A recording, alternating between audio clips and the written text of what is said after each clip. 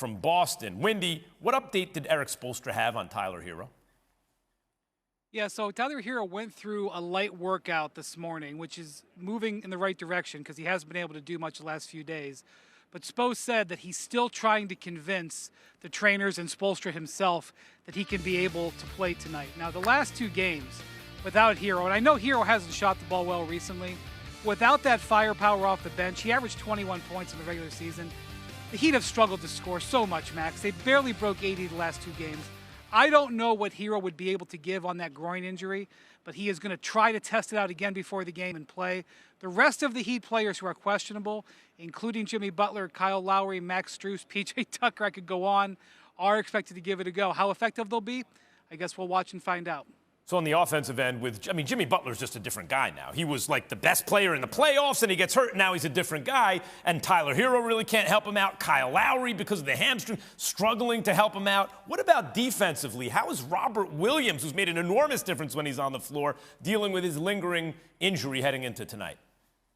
Yeah, so he is questionable with the bone bruise in his left knee. It is going to probably be a closer to game time decision. They are hoping he will be able to play. He's been able to play the last few games. And Max, I don't think Robert Williams is going to win the first annual Larry Bird Award for MVP of this series, but you could make a case for it because in the 4 games that he's played, Bam Adebayo has averaged 11 points and gotten up 8 shots. The one game he didn't play, Bam Adebayo got up 22 shots and scored 31 points in the game that the Heat won. Williams has been a complete difference maker at the defensive end in this series. And so if he is expected to be able to go tonight, even if he's still not 100%, he is a major factor, especially as the Heat try to struggle through scoring in that half court. Patrick Beverley, do you see 2 media guys giving a defensive player like Robert Williams all the love? Look at this. I think it's the only reason you guys are doing it because I'm up here.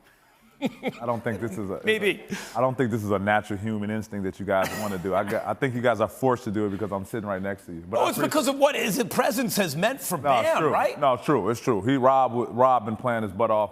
Same agency. Shout out Rob. Shout out Rep 1. So he's been killing it. Like we spoke about earlier, health is always important. But if you coach Spo, what do? Do you sit guys because they're hurting the team? Do you, as a player, do you keep fighting through? Like what is the fine line with that? I don't know.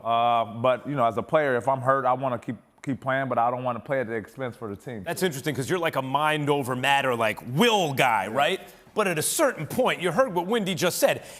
Jimmy Butler and Tyler Hero and Kyle Lowry, who helps out Bam Adebayo, right? Like all these guys are hurt. Is it too much for them to overcome? I think so. And we talked about this, I don't know, a week and a half ago. And in the beginning, I had Miami winning this. But after all the injuries, and obviously not to discredit Boston, but what Boston's been doing defensively, I mean, you have to lean towards Boston right now. They're like, Miami's in the water right now, and Boston see blood. Thanks for watching ESPN on YouTube. For live streaming sports and premium content, subscribe to ESPN+.